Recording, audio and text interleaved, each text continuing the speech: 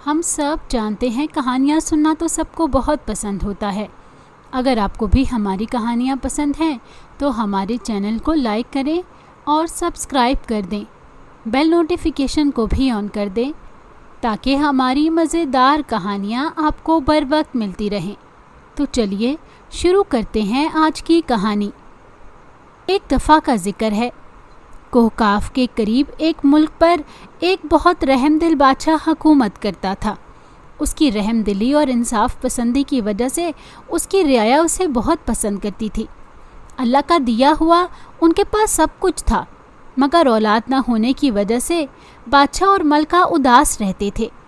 ایک دن ملکہ محل کی کھڑکی سے شہر کا نظارہ کر رہی تھی کہ اس نے دیکھا چند سپاہی ایک بوڑھے آدمی کو مار رہے تھے۔ ملکہ نے کنیزوں کو حکم دیا کہ سپاہیوں اور بوڑھے آدمی کو اس کے سامنے پیش کیا جائے۔ ملکہ کا حکم کون ٹال سکتا تھا؟ فوراً سپاہیوں اور بوڑھے آدمی کو ملکہ کے سامنے حاضر کر دیا گیا۔ ملکہ نے دیکھا کہ غریب آدمی کے کپڑے پھٹے ہوئے تھے اور اس کے جسم پر جگہ جگہ زخموں کے نشان تھے اور ان زخموں سے خون بھی بہہ رہا تھا۔ ملکہ نے سپاہیوں سے پوچھا کہ تم بوڑھے آدمی کو کیوں مار رہے تھے؟ اس نے کیا جرم کیا ہے؟ ملکہ کی یہ بات سن کر سپاہی کہنے لگے، ملکہ عالیہ، یہ شخص چور ہے، ایک جگہ چوری کر کے بھاگنے کی کوشش کر رہا تھا۔ لوگوں کے شور منچانے پر ہم نے اسے گرفتار کر لیا۔ اس نے ہماری گرفت سے بھاگنے کی کوشش کی، اسی وجہ سے ہم اسے مار رہے تھے۔ ملکہ نے بوڑھے آدمی سے پوچھا کہ بڑے میاں، کیوں تم اس عمر میں چوری کیوں کر رہے تھے؟ یہ سن کر بوڑھے آدمی کی آنکھوں میں آنسو آ گئے۔ وہ کہنے لگا، ملکہ عالیہ، میں سوداگر تھا۔ کچھ عرصہ پہلے میرے جہاز سمندر میں طوفان آنے کی وجہ سے ڈوب گئے اور سارا سامان ڈوب گیا۔ میں کوڑی کوڑی کو محتاج ہو گیا ہوں۔ میرے چھوٹے چھوٹے بچے 2 دن سے بھوکے تھے۔ مجھے ان کے لیے کھانے کا سامان خریدنا تھا، مگر میرے پاس پیسے نہ تھے، اسی لیے مجھے چوری کرنا پڑی۔ بوڑھے آدمی کی بات سن کر ملکہ کو بہت دکھ ہوا۔ اس نے سپاہیوں کو حکم دیا کہ بوڑھے آدمی کو چھوڑ دو۔ سپاہیوں کے جانے کے بعد ملکہ نے بوڑھے آدمی کو اشرفیوں کی ایک تھیلی دی اور کہا، تم ان اشرفیوں سے اپنا دوبارہ کام شروع کرو اور دیکھو چوری نہ کرنا۔ بوڑھا آدمی اشرفیوں کی تھیلی لے کر جانے لگا تو اس کے دل سے رحم دل ملکہ کے لیے بہت دعائیں نکلیں۔ اس نے ملکہ سے کہا، ملکہ عالیہ، اللہ تعالیٰ آپ کی جھولی مرادوں سے بھر دے اور آپ کو ایک خوبصورت بیٹی عطا کرے۔ یہ کہہ کر بوڑھا آدمی محل سے چلا آیا۔ اس واقعے کے کچھ عرصے بعد ملکہ کے ہاں ایک خوبصورت سی بیٹی پیدا ہوئی۔ اس کی خوشی میں محل کو دلہن کی طرح سجایا گیا، شہر میں چراغاں کیا گیا، غریبوں اور محتاجوں میں خیرات بھی تقسیم کی گئی۔ رحم دل بادشاہ کو دور دور کے ملکوں سے بادشاہوں کی طرف سے مبارکباد کے پیغامات آئے۔ ایک ہفتے تک سارے ملک میں خوشیاں منائی جاتی رہیں۔ ان تمام کاموں سے فارغ ہو کر بادشاہ نے اپنے تمام رشتہ داروں کو پیغام بھیجا کہ وہ اس کے مہمان بنیں اور شہزادی کا نام تجویز کریں۔ مقررہ وقت پر بادشاہ اور ملکہ کے تمام رشتہ دار ان کے محل میں پہنچ گئے۔ ان کے مہمانوں میں 3 پریاں بھی تھیں۔ انہوں نے بادشاہ کو یاد دلایا کہ اس نے شابی جادوگر کو تو دعوت بھیجی ہی نہیں، اسے بہت غصہ آئے گا، کہیں ایسا نہ ہو کہ وہ غصے میں شہزادی کو کوئی نقصان پہنچائے۔ ابھی پریاں بادشاہ سے باتیں ہی کر رہی تھیں کہ اچانک زور کی آندھی چلنا شروع ہو گئی۔ آندھی کی وجہ سے محل کی کھڑکیاں اور دروازے زور زور سے ہلنے لگے، یوں لگتا تھا جیسے زلزلہ آ گیا ہو۔ تھوڑی دیر بعد زلزلہ رکا تو بادشاہ نے دیکھا شہزادی کے جھولے کے قریب ایک بہت ہی ڈراؤنی شکل والی بڑھیا کھڑی کوئی منتر پڑھ رہی تھی۔ بادشاہ ہمت کر کے بڑھیا کے قریب پہنچا تو بڑھیا غصے سے بولی، تم نے اپنی بیٹی کا نام رکھنے کے لیے مجھے نہیں بلایا، مگر دیکھو میں خود ہی پہنچ گئی۔ میں نے تمہاری سزا تو یہ سوچی تھی کہ تمہاری بیٹی کو ہلاک کر دوں، لیکن تمہاری رحم دلی کی وجہ سے میں نے اسے زندہ چھوڑ دیا ہے۔ اب یہ 16 سال کی عمر میں ایک زہریلی سوئی انگلی میں چبھنے سے صرف بے ہوش ہو جائے گی، اور اگر بے ہوشی کے عالم میں اسے 10 دن گزر گئے اور یہ ہوش میں نہ آ سکی تو بے ہوشی کے عالم میں ہی مر جائے گی۔ اس سے پہلے کہ بادشاہ اس سے رحم کی درخواست کرتا، بڑھیا ہوا میں گم ہو گئی۔ بادشاہ اور ملکہ بڑھیا کی بات سن کر بہت پریشان ہو گئے۔ اتنے میں پریاں ان کے قریب آ گئیں اور بادشاہ کو تسلی دینے کے لگیں کہ پریشان ہونے کی ضرورت نہیں ہے، انشاءاللہ شہزادی زندہ رہے گی، مگر اس کا نام شہزادی ماہنور رکھنا ہوگا۔ ہم 1 ماہ بعد آئیں گے اور آپ کو آنے والے حالات سے آگاہ کر دیں گے۔ پریوں کے جانے کے بعد بادشاہ نے دربار کے نجومی کو بلایا اور اسے حکم دیا کہ وہ شہزادی کے مستقبل کے بارے میں پتہ چلائے۔ نجومی چند دن کی اجازت لے کر چلا گیا۔ اس نے اپنی تجربہ گاہ میں بیٹھ کر شہزادی کی زندگی کے بارے میں حساب لگانا شروع کر دیا۔ 1 ہفتے بعد نجومی بادشاہ کے دربار میں پیش ہوا اور اس نے بتایا کہ بادشاہ سلامت، شہزادی ماہنور تو بڑی خوش قسمت ہے۔ اگرچہ جادوگرنی کے کہنے کے مطابق 16 سال کی عمر میں وہ زہریلی سوئی چبھنے سے بے ہوش تو ہوگی، مگر اسے نئی زندگی دینے والا ایک بہت بڑے ملک کا شہزادہ ہوگا۔ اسی سے شہزادی ماہنور کی شادی ہوگی۔ مگر افسوس، میں زیادہ تفصیل سے آپ کو نہیں بتا سکتا کہ شہزادہ کہاں سے آئے گا اور کب آئے گا۔ اس کی وجہ یہ ہے کہ میری تجربہ گاہ پر جادوگرنی نے سایہ کر دیا ہے۔ اب میری دوربین کام نہیں کر رہی جن سے میں ستاروں کی گردش کا پتہ چلاتا ہوں۔ بادشاہ یہ بات سن کر خاموش ہو گیا۔ 1 ماہ بعد پریاں بادشاہ کے محل میں دوبارہ آئیں۔ انہوں نے ملکہ اور بادشاہ کو بتایا کہ شہزادی ماہنور کو ہوش میں لانے والا شہزادہ مغرب کے کسی ملک سے آئے گا اور اس کا نام اورنگزیب ہوگا۔ ہم نے اس کا پتہ چلا لیا ہے۔ آپ کو شہزادی کے لیے اب فکر مند ہونے کی ضرورت نہیں۔ یہ کہہ کر پریاں واپس چلی گئیں۔ وقت گزرتا گیا، شہزادی جوان ہوتی گئی۔ ملکہ اور بادشاہ بھی بھول گئے کہ شہزادی کے لیے منحوس سال قریب آتا جا رہا تھا۔ ایک دن شہزادی ماہنور باغ میں گئی۔ اس نے مالن کو ہار بناتے ہوئے دیکھا تو اس نے مالن سے کہا، لاؤ سوئی ہمیں دکھاؤ، ہم بھی ہار پروئیں گے۔ بھلا مالن شہزادی کا کہا کیسے ٹال سکتی تھی؟ اس نے شہزادی کے سامنے سوئی اور پھولوں کی ٹوکری رکھ دی۔ شہزادی نے ابھی پھول دھاگے میں پرویا تھا کہ اچانک سوئی اس کی انگلی میں چبھی اور وہ ہائے اللہ کہہ کر زمین پر ٹھیر ہو گئی۔ محل میں کوہرام مچ گیا۔ تمام مصروفیات ترک کر دی گئیں۔ چند لمحوں میں خوشی کی جگہ افسردگی اور افسوس نے لے لی۔ ملکہ اور بادشاہ نے جب خبر سنی تو وہ غم سے نڈھال ہو گئے۔ انہوں نے شہزادی کو اس کی خوابگاہ میں لٹایا۔ شہزادی ماہنور کو بے ہوش ہوئے 2 یا 3 گھنٹے ہی گزرے ہوں گے کہ 3 پریاں محل میں پہنچی اور انہوں نے ملکہ کو بتایا، ہم نے شہزادہ اورنگزیب کو تلاش کر لیا ہے۔ یہ آج کل اس کا باپ سخت بیمار ہے۔ شاہی حکیم نے اسے پیلا گلاب لانے کو کہا ہے۔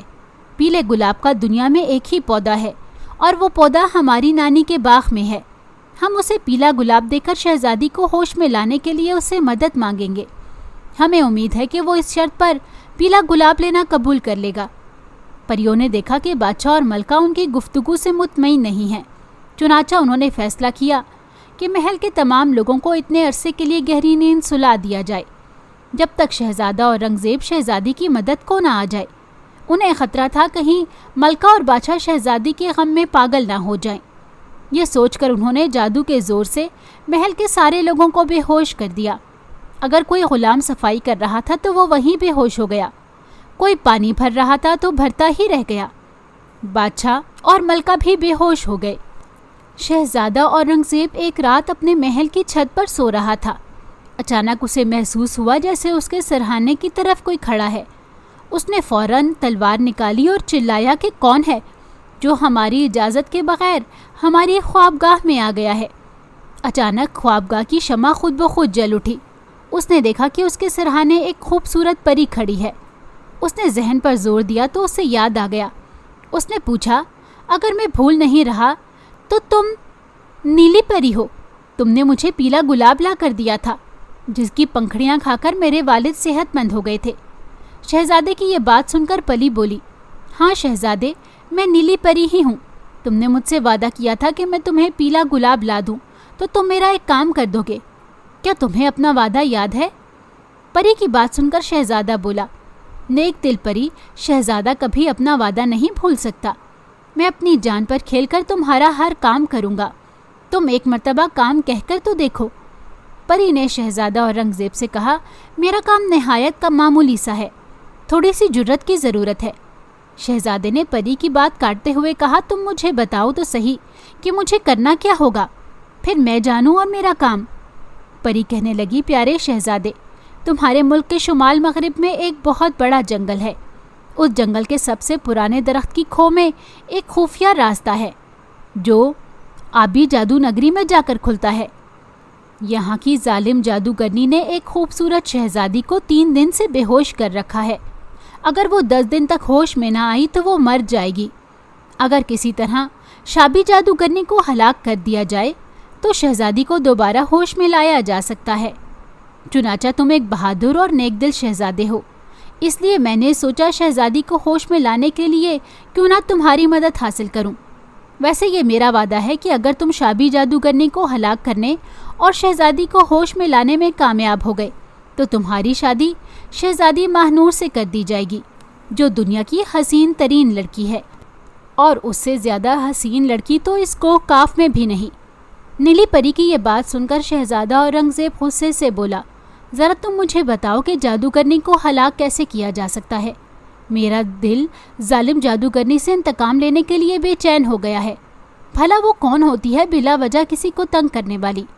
شہزادے، ذرا صبر سے کام لو۔ تم نے وعدہ کیا ہے تو اب تمہیں تفصیل سے بتاؤں گی کہ جادوگرنی کو کیسے ہلاک کیا جا سکتا ہے۔ ویسے بھی ہلاکت کا ابھی وقت نہیں آیا، میں چند دنوں بعد دوبارہ آؤں گی، تب میں تمہیں بتاؤں گی کہ تمہیں کیا کرنا ہے۔ اچھا، خدا حافظ۔ اتنا کہہ کر پری نے اپنے پر پھیلائے اور ہوا میں اڑتی ہوئی آنکھوں سے دور ہو گئی۔ وعدے کے مطابق نیلی پری جب دوبارہ شہزادے کو ملی تو اس نے شہزادے کو ایک بانسری دیتے ہوئے کہا، بہادر شہزادے، جب تم درخت کی کھو میں داخل ہوگے تو تمہیں انتہائی خوفناک اور ڈراؤنی آوازیں سنائی دیں گی۔ تم بلا خوف و خطر اس پر چلتے چلے جانا۔ جب تم 1 میل کا فاصلہ طے کر جاؤ گے تو تمہیں ایک درخت کے ارد گرد بہت سے سانپ رینگتے ہوئے دکھائی دیں گے۔ اس وقت تم ان بانسری سے کام لینا۔ بانسری بجاتے ہی سارے سانپ مدہوش ہو جائیں گے۔ اس درخت پر ایک پنجرے میں نیلے رنگ کا طوطا بند ہوگا۔ تم پنجرے میں سے طوطے کو نکال کر اس کی دائیں ٹانگ مروڑ دو گے تو شابی جادوگرنی اپنی ٹانگ کے پکڑے تمہارے پاس آ جائے گی۔ وہ تمہیں خوفزدہ کر کے طوطا حاصل کرنے کی کوشش کرے گی، مگر خبردار تم اسے طوطا کسی قیمت پر مت دینا، بلکہ اس کے سامنے طوطے کی گردن مروڑ دینا۔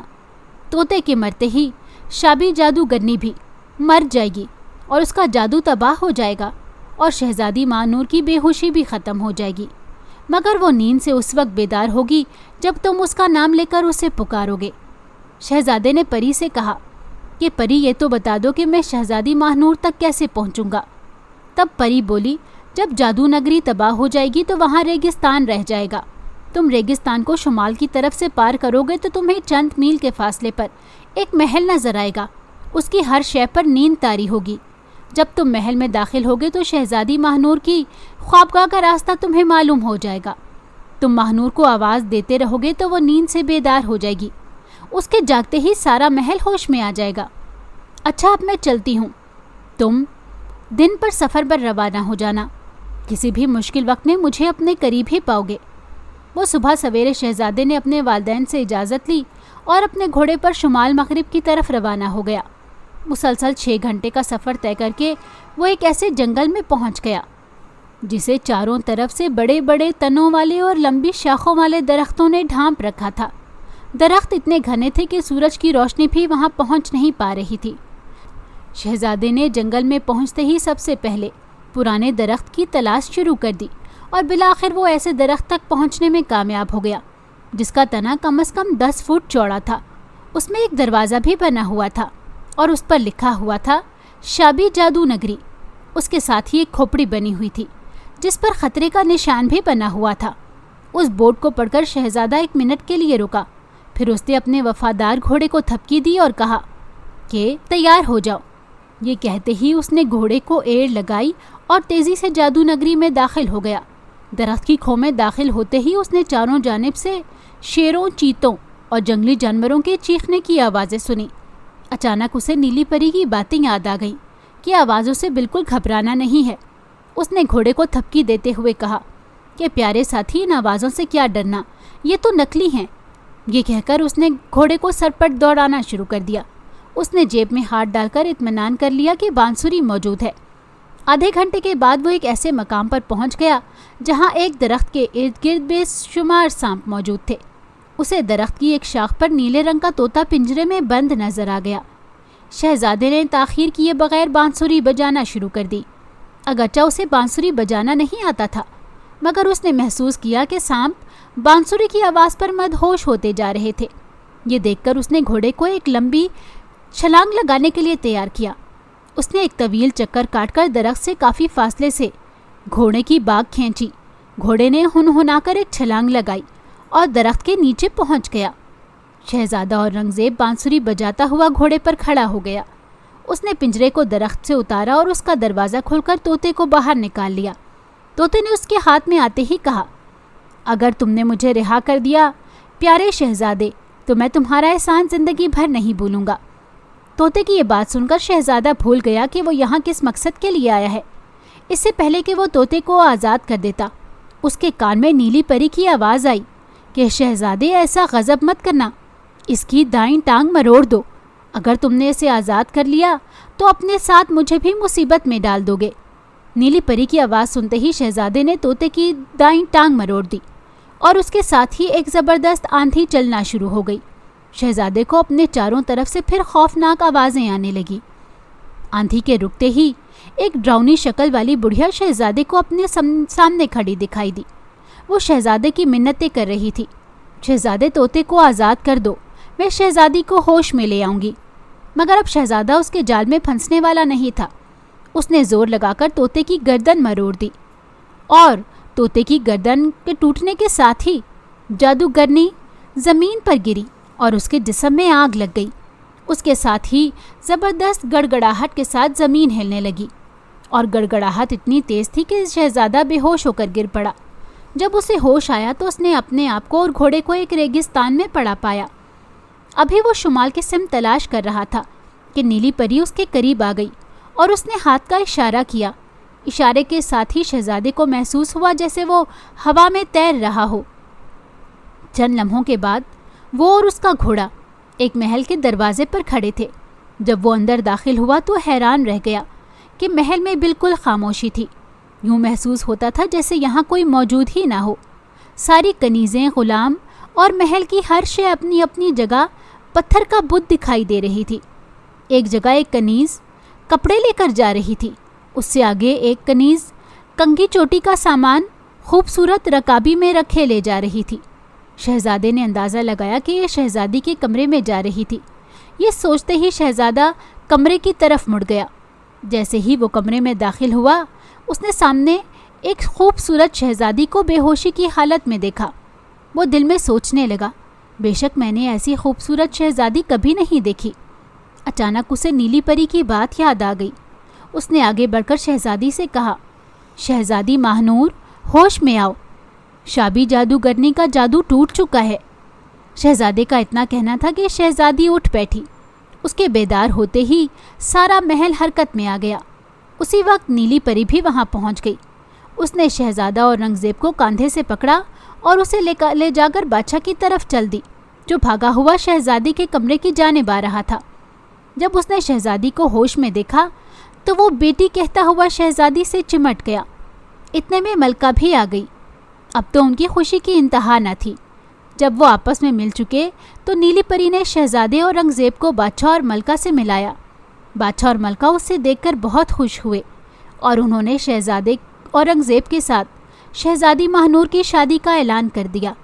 جب ان کی شادی ہو رہی تھی تو نیلی پری کی دونوں بہنیں بھی وہاں آ گئیں۔ شہزادہ اورنگزیب کچھ عرصے بعد اپنی دلہن کو لے کر اپنے ملک چلا گیا۔